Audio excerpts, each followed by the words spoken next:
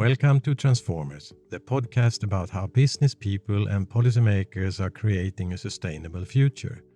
I'm your host, Kai Embren.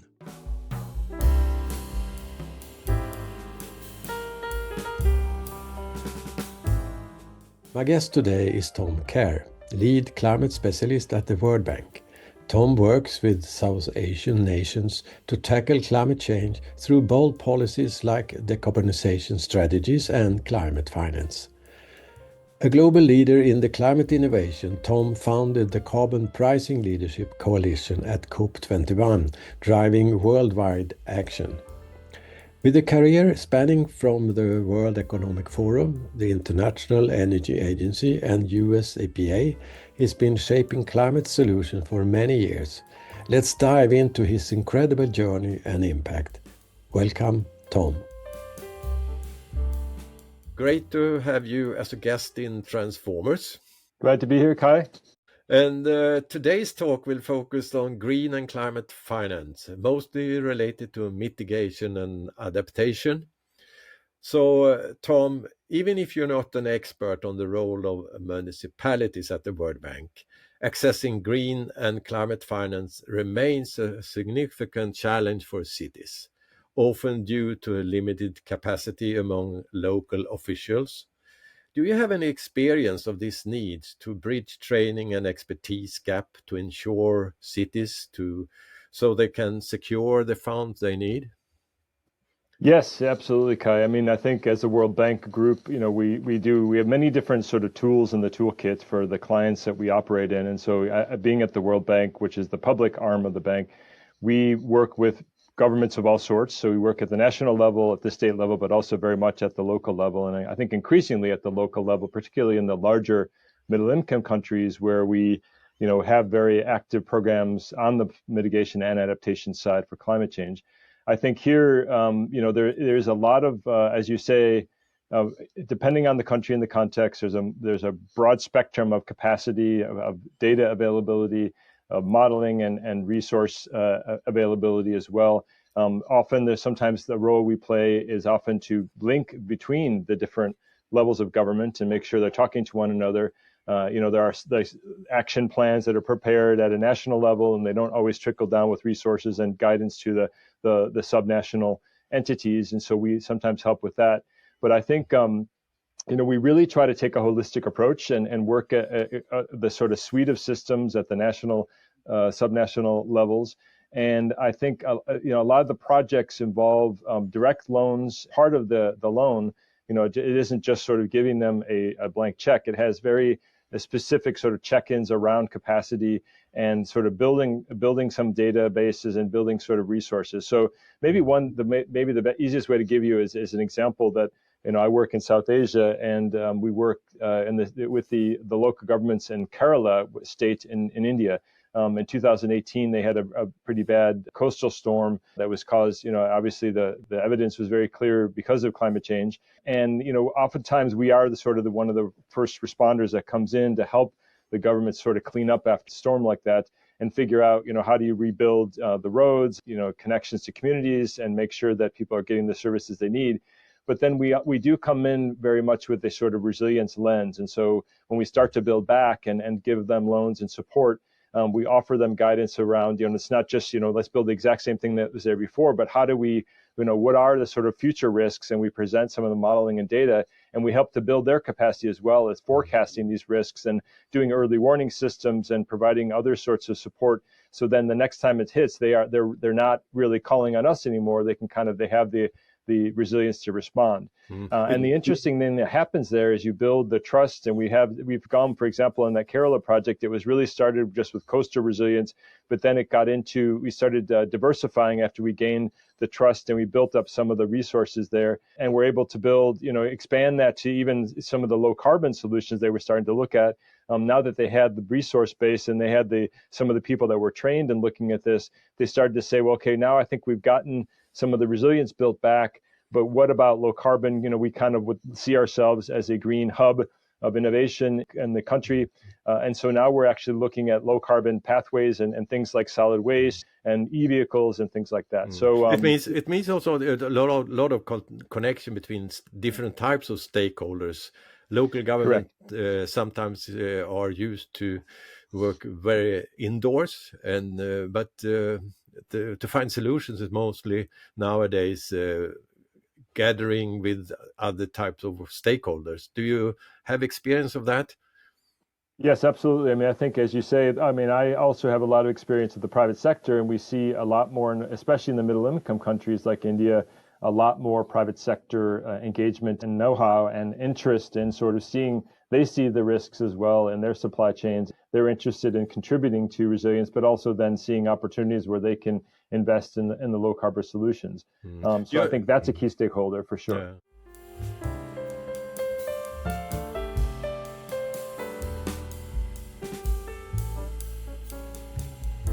You mentioned innovation, and what sort of innovative approaches is the World Bank exploring to unlock local sources of finance, such as green bonds or community-based funding? Yeah, I think on the local front, there are quite a few options. One of the things I like to talk about is, you may have heard of, people talk about voluntary carbon markets or results-based financing, it's often called. We're seeing a group of investors that are looking to place resources, and I think what it helps when you have that kind of upfront capital, that's one of the biggest barriers to projects. If you're a developer and you're trying to raise capital for a project, you often are, people will give you a small grant or technical assistance, but they won't kind of pre-finance the project.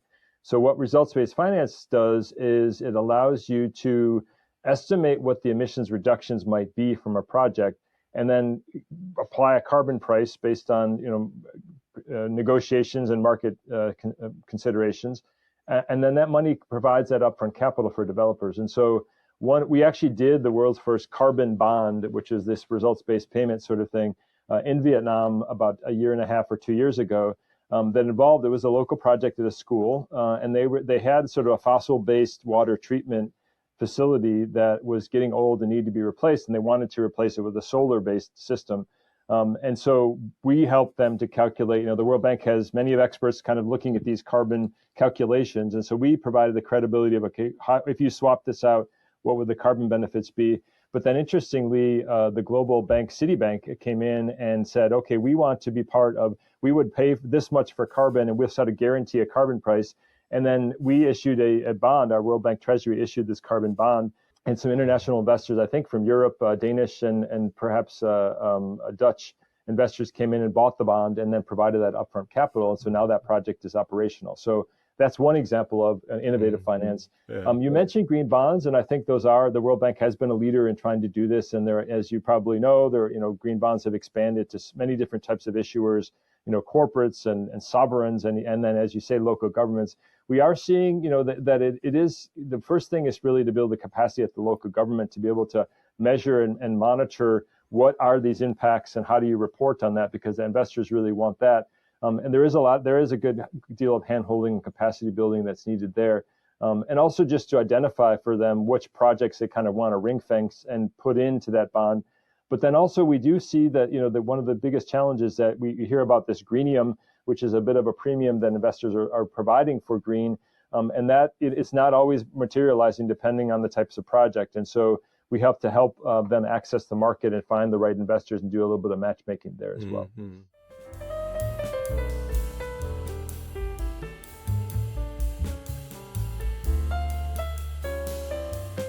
Well, I have observed a significant gap in raising capital for mitigation and adaptation programs when I have been working with local governments.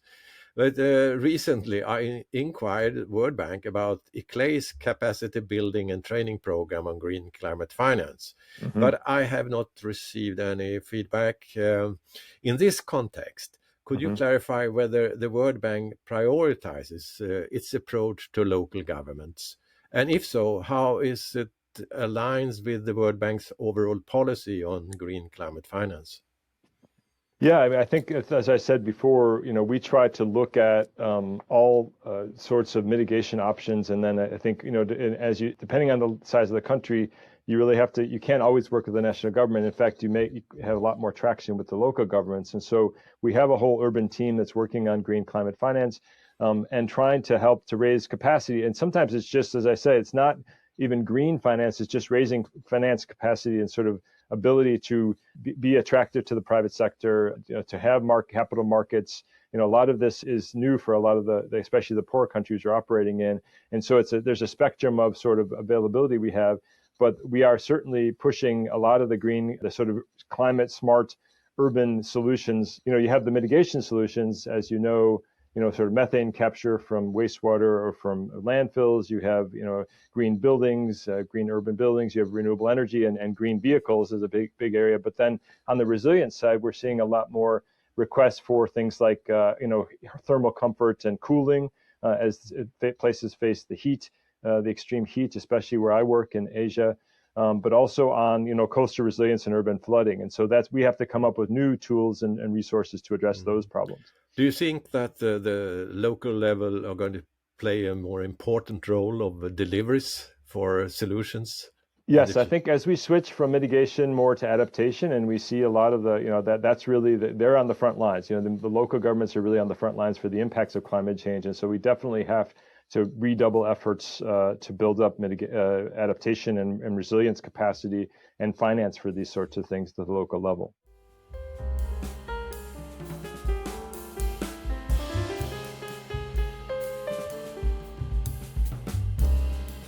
Let's talk a little bit more about the private sector's engagement, because it's critical for scaling climate finance. How is the World Bank fostering partnership with private investors to mobilize necessary capital for climate mitigation and adaptation efforts?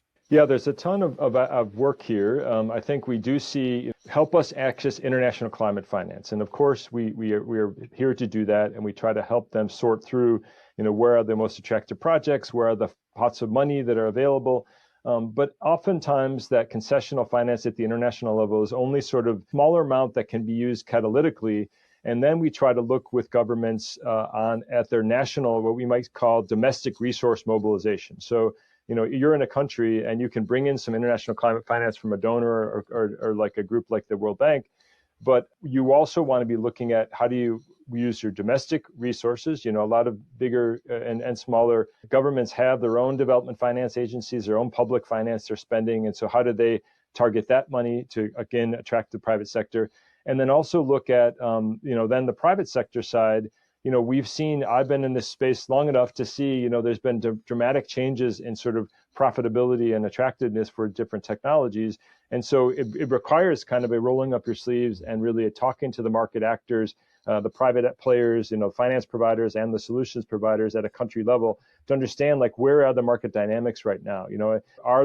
Typically, we see solar being the lowest cost new power source and nearly across the world. So the technology cost is not high, but then the cost of finance tends to be high because there's this perception of risk with the financial community about these technologies, based on various factors. And so that's what we really try to focus is how do we use some of that concessional finance then to draw down that risk perception. You can do things like first loss guarantees or blended finance or concessional finance. Sometimes they need upfront technical assistance, and that can be used in that way. And so you're kind of it's using a suite of tools, the international climate finance, this results-based finance I mentioned earlier can be catalytic as well. And then also really getting very specific with, which sectors and which solutions need a larger injection of public finance and which ones really maybe don't need a subsidy, additional finance, but they might need, a public policy change or something to unlock more finance. So like an example there is in India, we have a lot of solar resource and they've had a dramatic growth in solar the past decade or so. I think they're now the world's fourth or fifth largest solar market. But there's an issue around things like land access, or access to the grid. And they're not really related to policy or to finance. It's not a subsidy that's required, but it's related to a policy change that when an investor sees the policy switch, then they become much more comfortable with that and the cost of finance comes down.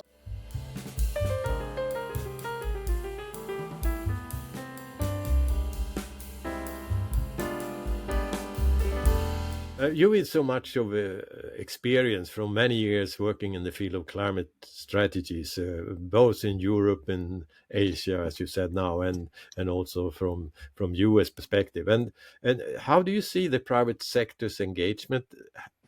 How has it changed through the years?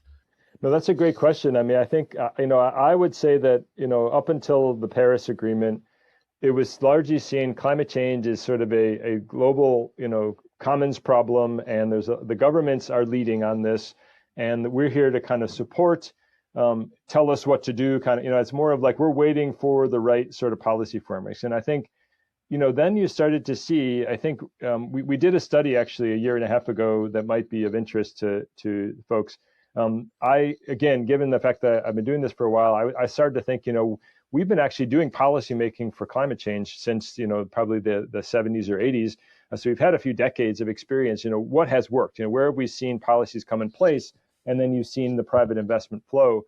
And so we ended up looking at successful policy implementation across all sorts of mitigation solutions. So everything from gas flaring and methane or renewable energy, e-vehicles, even things like fossil fuel subsidy reform or carbon pricing.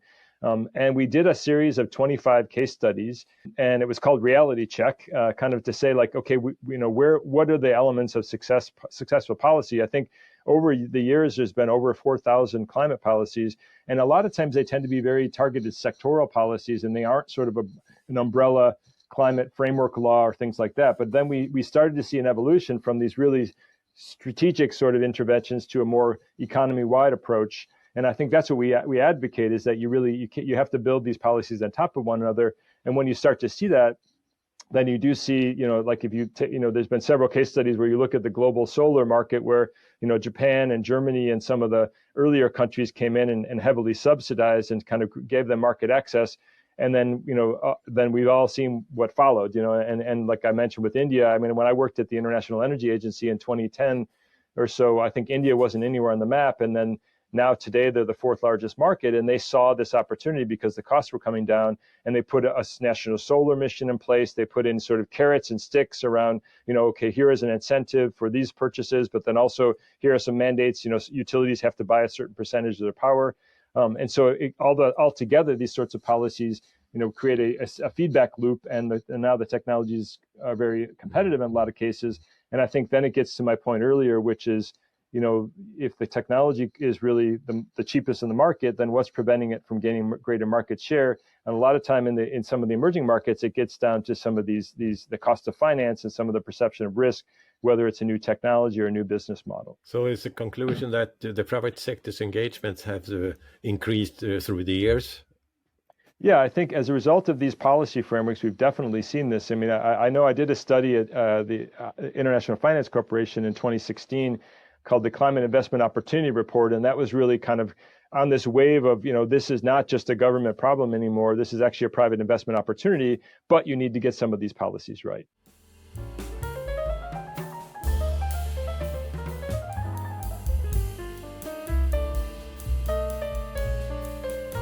Let's talk about the weather. In 2023, the Swiss Sigma report estimated that the economic losses from natural catastrophes reach $280 billion, meaning that 62% of the global losses were uninsured. With the rising weather-related catastrophes, innovative finance mechanisms like parametric insurance and catastrophic cat bonds are gaining attention. Can you briefly explain how these tools work and their role helping countries to manage disasters risks? What is the World Bank doing and has Absolutely. done? This is a huge area. As you say, the impacts are growing, and we have to both provide the immediate relief and sort of financing, and then also, start to lay the framework from not just building back, but building back with more resilience. So there's, climate, as you mentioned, climate and disaster risk insurance is a proven instrument that we've seen in many governments and many countries. We also work with governments to kind of put together sovereign disaster risk financing that includes the mobilization of funds immediately following disasters to have them ready. And we help them to also do sort of what we call adaptation and resilience screening. So they know, depending on where they are in the world, they have to be prepared for, the coastal storm states have to worry about that. Some of the states, the countries that are in the region of the world I work in the Middle East and South Asia, have to be ready for extreme heat and urban flooding, and some of the cities that are on coastal. So we provide that sort of mapping for them, and then we try to estimate what is the disaster risk financing you should have in place to be prepared. But then even that, there's still going to be other, events that happen that are difficult to respond to. And so then we do have, key instruments like catastrophe bonds, or what we call CAT bonds, as well as is something the World Bank calls the CAT DDO, which is a deferred drawdown option that helps governments secure funds before a disaster and helps to finance this sort of emergency response. Okay, can you explain a little bit more about how does it look, this type of catastrophic CAT bonds?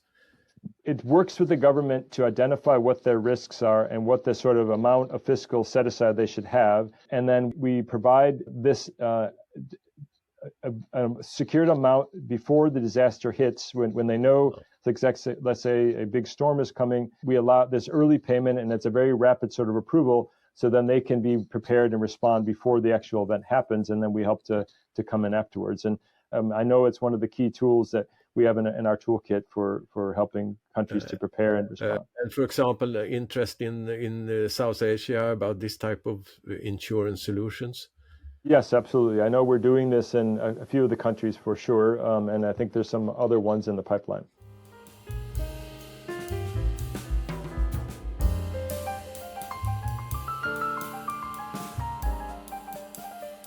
Let's go back to India again. And you've been working in South Asia for a time. And what actions is the World Bank promoting to address extreme heat in South Asia?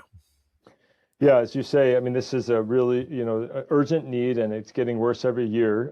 And I think that the good news is that India, in particular, is is sort of a leader in this space. They have a India Cooling Action Plan, or ICAP, they put in place a few years back. It's one of the few, I think there's a handful of governments that have done this now. And it identifies, there are actions that sort of what you call in different buckets. So one is active cooling. So obviously this is a technology-based approach where you're trying to put in place in buildings and in urban settings, what is the best, cooling equipment that, because, as you probably can, it's logical that as you put in more equipment that consumes more energy, that's going to exacerbate the climate problem. And so you have to have these be very efficient and sort of targeted technologies that meet certain criteria. And so we're helping the government to figure out what those technologies might be, and they run the spectrum from what we see in the West of usual air conditioning, a central air or other units, but then also down to the lower tech, like even very efficient ceiling fans. And depending on the setting, we help them to figure out with the building's structure and how that can be provided. So there's the active cooling bit. There's the passive cooling bit as well, which is getting into the design of buildings and cities, and figuring out how do you avoid the heat load in the first place by building things with such as reflective roofs or with tree cover, but also air pass through and other sorts of things, which often are traditional technologies that are just not, they get forgotten about as people get into the modern age. But then we try to bringing that back into the training with architects and designers of cities and bring that in. Another element is actually not always logical, but it is very important, is sort of the agricultural and medicine supply chain is very vulnerable to the heat. And a good example, I talked to my colleagues that work in Delhi, urban issues, and they tell me that when you have these urban markets and the trucks are bringing tomatoes to the market, they get queued up, and it's because of traffic jams, and then with the extreme heat, without the adequate refrigeration, the food spoils before it gets to market, and it's a loss of income. But it's also then you have to throw away that food, and then guess what? That causes more methane, because that's a organic waste that gets added to the landfill. And so we are working as well on sort of innovative cooling for cold chain support and logistics support for these sorts of agriculture providers, and including some really interesting. I was at a fascinating, and getting to I know you're interested in technology. Seeing some of these technological solutions like solar-based cooling and trucks, and using other sorts of sealants and organic sealants on foods to extend its sort of lifetime before it gets to market and keep it cool. So those are some.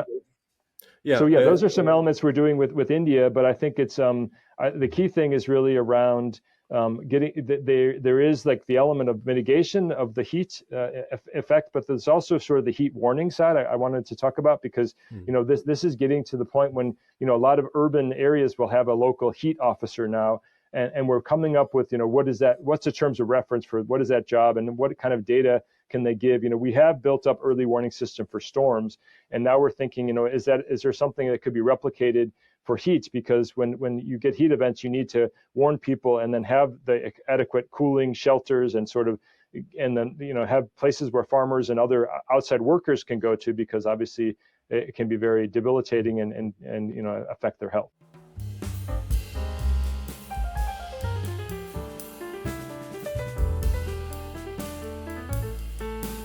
Where do you see the needs of capacity building to expand this thinking? Yeah, I think it's a lot of it is on what we find is that there's the data, of what is what is extreme heat, and how do you define it, and sort of just tracking it, and then being able to forecast it, and then share that information with the public is a big gap. And so there's a data and sort of resource need there, but then the training side as well. As I say, we've been approached by more than one city where they've said, okay, I'm an urban heat officer. What do I do? And what is the terms of reference? And so we have been starting to bring together some of these heat officers, sort of broker conversations about, let's share best practices and create a community of practice around what this looks like, and then provide support to them as they build that capacity. Yeah. And then we're coming into one of my questions that I talked to you about earlier, about bureaucratic constraints. And there is a limited access to resources, technology, and adaptive infrastructure in the region. Right. And the World Bank has operated within a series of bureaucratic constraints that many say slows its delivery capacity. Is it anything going to be done to change this historic criticism? Yeah, I mean, I think so. I will step back on that question to answer it in this way, because the World Bank itself is under sort of an evolution roadmap. And if you walk into the World Bank now headquarters, as I just walked in today, it does say now on the wall, "Ending poverty on a livable planet," which is a change for the bank in the past couple of years. We've gotten to the point now where poverty alleviation and prosperity is kind of, now we look at sustainability and our planet as kind of an equal footing. Which is a great step forward for us, I think. But what that means is that, how do you implement that in practice? Reality, that's a nice vision to have, but how do you actually do that in a country setting? What we realized is we didn't have kind of a fit for purpose. We do a series of country diagnostics that kind of try to map out what countries' priorities should be, and how, like you said, there's limited resources, there's bureaucracy. How do you, cut through that and say, okay, here are your top things you need to be doing for climate change and for development? And so to solve that problem, about 2 years ago, we launched a new country diagnostic called a Country Climate and Development Report, or a CCDR. It's a really an in-depth exercise. It takes about a year, and we cover across all sectors, across finance, we cover poverty, social protection, and all the various aspects. We bring everybody together, which it's a really interesting exercise, and a lot of debate goes on internally and externally. We consult with the client and with stakeholders in the country. But essentially what we do is we look at a country's development pathway and say, okay, where are you today? What types of development goals do you have? Are you poverty, income levels, sectors you want to grow, jobs you want to create? We look at that, and we're kind of targeting the finance minister and saying, okay, we're trying to come at your perspective. Where are you trying to go? But then we have much better models of climate change, and we say, okay, well, that's where you want to go. But then here's what climate change is going to do to that. Let's say you want to grow agricultural productivity, but we are forecasting this sort of heat and or drought, or variable rainfall. So you have to take that into consideration as you're trying to grow your agricultural sector. These climate resilience is going to have to be built into that. And so we look at the climate, and then we also look at the larger countries that have some emissions. We look at their emissions sort of pie chart and say, where are you today and where are you trying to go in terms of getting to net zero? Where are the opportunities for private sector? And then we kind of do some sectoral deep dives depending on the country. Sometimes it's heavily on agriculture and rural economies. Other times it's on fossil fuel transition or industrial transition. It depends on the country's development. But at the end of this process, the nice thing about it is it does cut through a lot of that bureaucracy and sort of confusion. It just comes up with a series of very targeted recommendations of, we've looked at your situation. Here are the top 5 or 8 things you need to be doing in the next 5 years on the resilience front and on the mitigation front. And then here's the sort of financing you need, and here's the policy changes. And that informs our own work program, but it also helps to inform the government at all levels. And so that's one thing we're doing. I think that's a huge investment. If people are interested, I think there's like 72 of these CCDRs have been published globally for different countries. It's a great resource if you're trying to just get a handle on what is X countries' priorities on climate change and what should they be doing. Yeah, well, it is an issue related to also to governance structure and policies. If you have the right policy and governance structure in place, it will be easier for implementation. And of course, it needs also a part of leadership to drive this change. And I don't think we maybe have all the tools in place, but what I could understand that you are working with is a lot of new tools, and also innovative solutions are also on the way. And hopefully we can manage to see a bigger role for the local government to play to implement many of the needed solutions. Yes. But thank you, Tom. It was great to have you with me in this important talk with focus on green, innovative climate finance. But let's not stop here. Let us learn how to deliver the dynamic solutions with the involvement of private and public stakeholders with a multi-level capacity. Thank you, Tom. Thank you, Kai. Really good to be with you again, and I look forward to working with you and with the local governments and all to achieve some of these solutions.